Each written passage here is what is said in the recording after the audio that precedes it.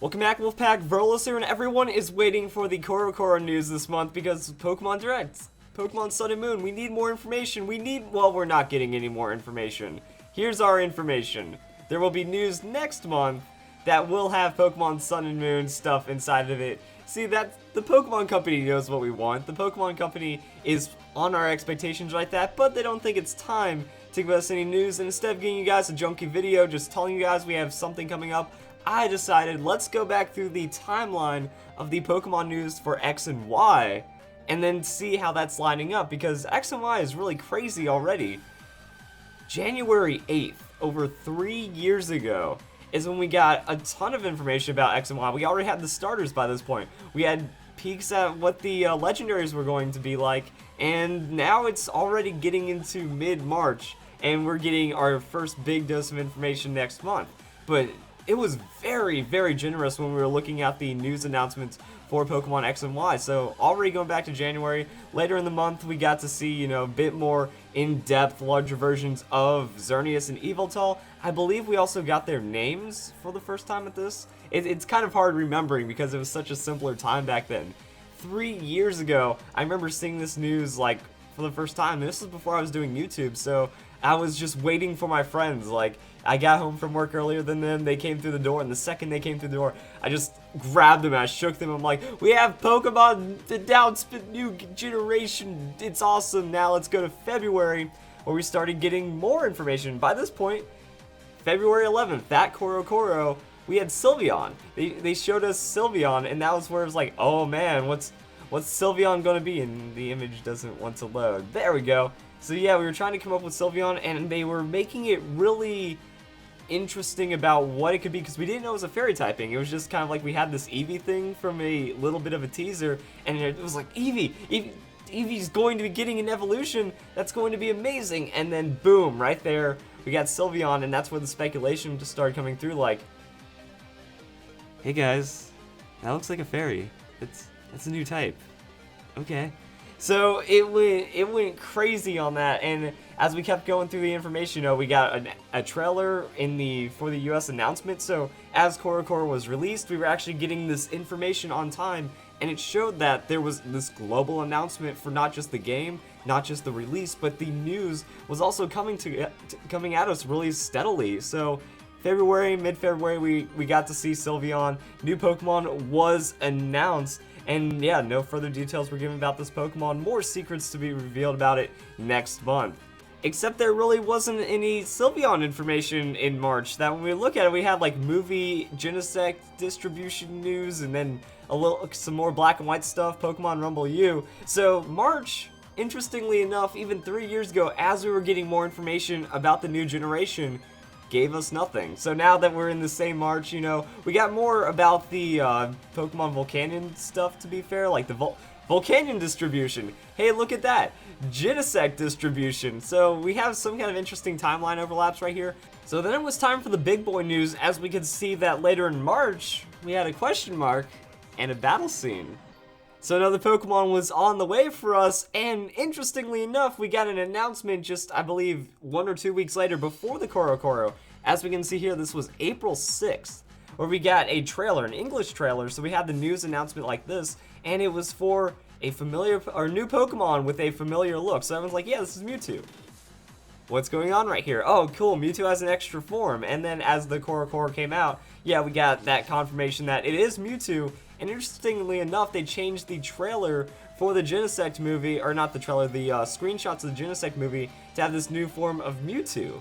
So they kind of just threw us a curveball and changed things up on us, but we still didn't know exactly what Mega Evolutions were at this time. We saw crazy new forms, so everyone was hyped, like, oh cool, they're going to be doing new evolutions for older Pokemon, just like the 4th generation, and that could get pretty exciting right there. So we already had quite a bit coming in for the rest of it, and then we got more trailer stuff. Legendary Connection is confirmed, as we can see that the trailer showed that Mewtwo had this crazy form transformation, and then we got the short for the movie featuring Sylveon. So I guess that's kind of where we got a little bit more information on Sylveon with the March thing, because if we look right here, that there was something about how Eevee and its friends will appear in an uninhabited island, Yashi Island, but we were still like, okay, Sylveon needs more information. Now Mewtwo needs more information. We know about the starters, though. Let's get into May.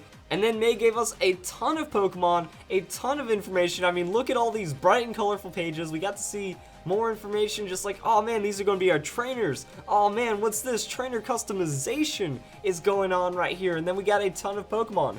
Go-Goat. Now, this was like the super hype time because we went, oh my god, there's a goat Pokemon. Oh my god, that's a panda Pokemon.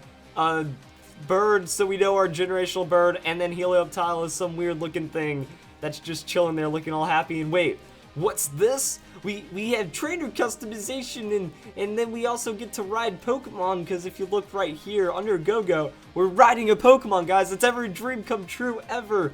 And it was pretty insane news for May. So let's actually just take a moment right here and compare where we are now. We're in March. We have a trailer that gives us a frame outline of a Pokemon, and then some scattered concepts as we went through the trailer, and we know we don't even have like box art yet, we don't have anything. But then by May, we had several Pokemon. I believe we had 8 because the 3 starters plus these 4 plus the random Sylveon. So we had that, we had some game information such as riding Pokemon and trainer customization.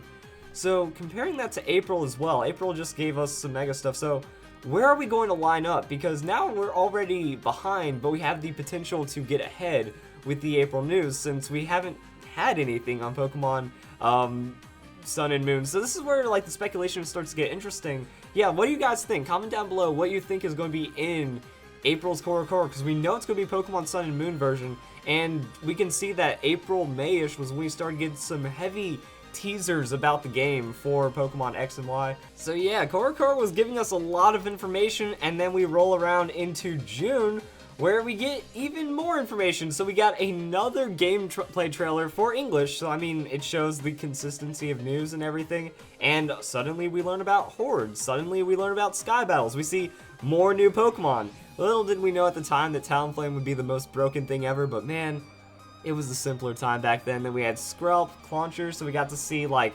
Pokemon X and Y exclusives, we saw water types, we got to see more information, more mechanics. Now, one interesting thing about this trailer is that it actually gave us information. Like, this is the fairy type going on right here, and this was actually before the Coro Coro. In that time, then we did have a developer roundtable that kind of updated us on all the information that we're going to have, and then the Coro Coro showed us that, yeah, Sylveon is going to be a fairy type, and then we can also see there's other moves going on. We learned about Fairy Wind, we learned about Litleo, we learned just about a ton of Pokemon. We got all this evolutionary line, so by June, it was really picking up, and we're getting Pokemon announced left and right. We're getting a really good look at the feel of this generation, and I'm hoping that, you know, April for Pokemon Sun and Moon, it's going to be like a smaller version of this. I'm thinking that we're going to be getting the starters. Look at how fast they're giving us information, and then the information might line up, you know. By May, we're getting a couple more Pokemon. By June, we're getting a couple more Pokemon, and the information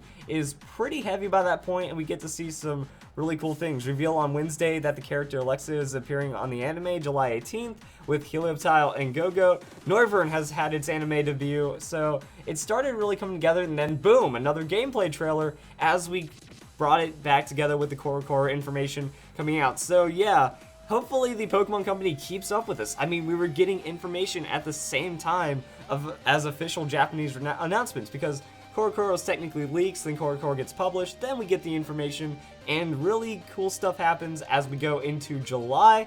Honedge, teased at the beginning of the month. So at the 4th of July, we see that there's information about Honedge and things like that. And then we get an overview trailer about more footage that we've already had keeping up the hype. And then Honedge gets revealed. And we get the English reveal, or the UK reveal, on the 5th before there's any Coro Coro news. So that keeps going up, and then Coro Coro, more Pokemon, Pangoro. We find out that Pangoro evolves into Pancham evolves into Pangoro. We get information about our first squid Pokemon that looks like a penguin thing, which is pretty cool. And then we get more information about these starters. And yeah, this is like a non-stop news barrage at this point. So I'm thinking that, yeah, the more and more we get into this, it seems like we knew about half the game before it came out. And I don't think that that's a bad thing, because that's intentionally what the Pokemon Company was doing. It's not like these were super secret leaks. It's not like this news wasn't meant to get out. that this was being put on the English channels, the English news, the English website was actually publishing this across the world, and it was actually getting me more hyped than anything. It's not like you lose anything by figuring out there's going to be Pokemon in the game or anything, but I was looking at the designs and I was feeling really, really good about this generation, so hopefully we can start getting understanding for the art styles, the Pokemon that are coming out, and we can see that, yeah, it should be pretty good. Also another gameplay trailer as Coro Coro was being announced and stuff, and then Trevenant kind of being teased, not really announced and stuff, as people were giving like drawings and descriptions of Trevenant that were fairly accurate as we got more and more information about it. And I believe at the end of the month we got to figure out more about Trevenant through seeing it in a horde battle. So yeah, the video is now private, so I don't know what that was. And then we have it to where, yeah, we get to see hordes of evil ghost tree Pokemon that could maybe do something. August.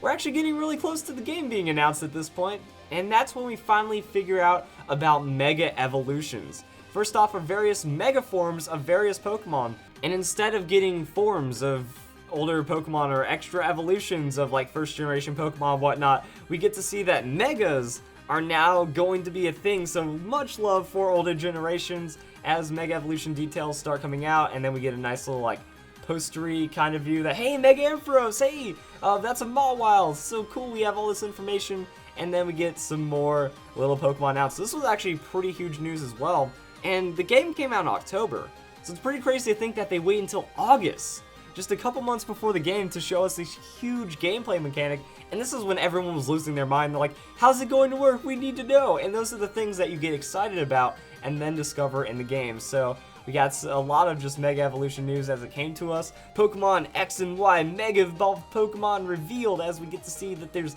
Mega Pokemon, boom, explosions, game footage, cool things happening, and yeah, and then we find out about Mega Kangaskhan will be a Pokemon. During the VGC opening ceremony, Junichi Masuda revealed a new Mega Pokemon, Mega Kangaskhan.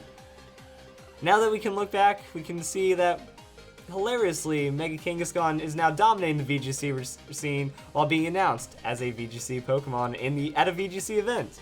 Good stuff. So we get the new Mega Pokemon evolutions right there, and then we kind of just coast into the end of the month where we find about Pokemon Origins and Mega Charizard X being a part of Red's team, which is actually really baller. And then we get like screenshots of in-game stuff. We get to ride a Rhyhorn. We get to see more in-game things, and we figure out that this game's absolutely beautiful. Hey, look, there's a shiny Sylveon in the demo. How neat is that?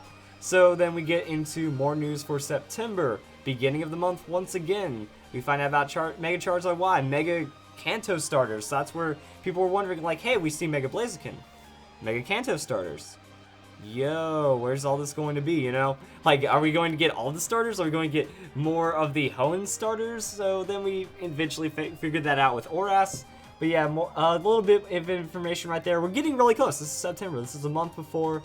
So we get into just more Megas and also the starter Pokemon evolutions. Now this is actually really crazy because these bad boys were announced back in January. So then they wait until September to give us some extra forms, and we can see where the evolutionary tree is going. Interestingly enough, Chespin, which looked like the coolest one, kind of became the not coolest one. Finnegan looked pretty baller, and then we also had it to where, yeah, Froakie, you know, actually became something smooth. It's looking cool. Cool cat right there, pretty much. And then just more Pokemon information, some in-game screenshots, and then just kind of an overview as well of everything that we know as we get to see more and more about the Pokemon, about the game, and some cool stuff right there as well, as I don't think we had an official Swirlix kind of thing, so we got to see a little bit of Swirlix, which would become the amazing Pokemon Slurpuff. So it was pretty cool, a little bit more on trainer customization, so we can see different trainers and stuff, yeah, later through the month, and then we figure out about Doublade near the end. So on the 25th of September, randomly, like, oh, by the way, that Ghost Sword evolves into 2 swords. Have fun with that. And then October comes out, and we get more Mega information right before the game comes out. So, what was this? On the 10th of October, we figure out about the town names, we get a better view of the map breakdown, and then we also get to see some more Mega Pokemon, such as Tyranitar and then Aggron, with Mega Gengar, and then the game gently comes out, and then Cerebi goes on huge coverage rampage because Cerebi is amazing, Which brings us to the moral of this: only trust news from Cerebi as well. If it's not on Cerebi, it hasn't been confirmed, and Joe Merrick, the webmaster of Cerebi, has it together. This man lives and breathes and knows everything about what is a good kind of information leak and what is a fake. If you don't see it being posted by him, or at least questioned by him on his Twitter, it's probably not real, and it's probably not worth making a video about, because you're just using poor information to try to get views and money and stuff like that. So judging by this information, the timeline is going to be a bit different, but we can expect a ton of Pokemon news for Pokemon Sun and Moon, because I'm expecting something kind of like the May release mixed with a January release. We have to get starters. We have to get starters for April. Maybe we get to see a more fleshed out look of the crazy woodpecker Pokemon. I mean, we could get the legendaries as well. This was for May, and we were getting a really big look at everything in the game, so it's going to be weird. I'm hoping for an October release, honestly. I liked it earlier, but I think from a marketing standpoint, November is going to be better, so the information might be a little more behind. We might get a ton of information on April, then nothing in May, and then June is going to be absolutely massive to kind of make up for the huge May month that the information gave us and stuff on the last one. So yeah, it's going to be kind of crazy when we see all this information breakdown. Hopefully you guys enjoyed this video, and I hope you all have a nice day. Thank you for watching.